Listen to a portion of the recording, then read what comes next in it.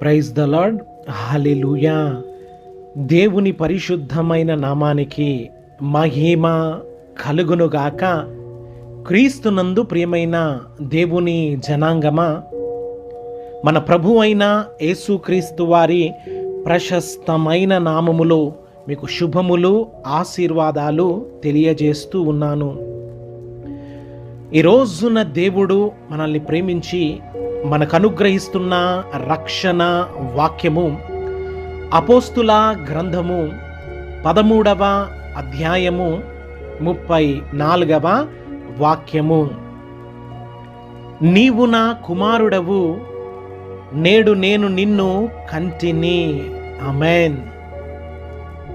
సర్వాధికారియు, అనంత జ్ఞాని అయిన దేవుడు నిత్య జీవము, పరలోక రాజ్యమును గూర్చిన సంగతులను మనకు తెలియజేస్తూ ఉన్నాడు. హల్లెలూయా, హల్లెలూయా. నీవు నా కుమారుడవు.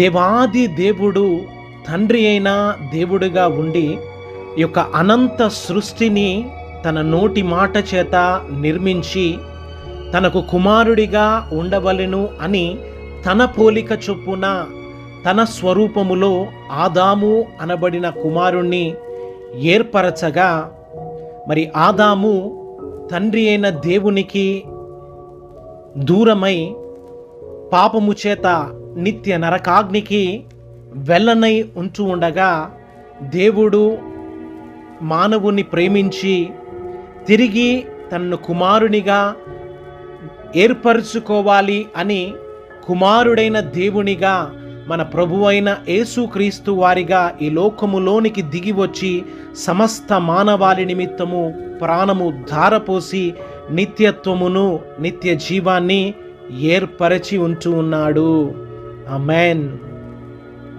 ఈ రోజున ఈ యొక్క సత్యమును, సత్య సువార్తను వింటున్న నీవు, మరి నిన్ను కుమారుడిగా తిరిగి ఏర్పరుచుకొనుటకు తన ప్రాణాన్ని ధారపోసిన మన ప్రభు అయిన యేసుక్రీస్తు వారిని నీ యొక్క రక్షణకర్తగా నీవు అంగీకరించి దేవుని కుమారుడిగా నీవు చేర్చబడి దేవాది దేవుని యొక్క నిత్య రాజ్యములోనికి నీవు నడిపించబడుదువుగాక.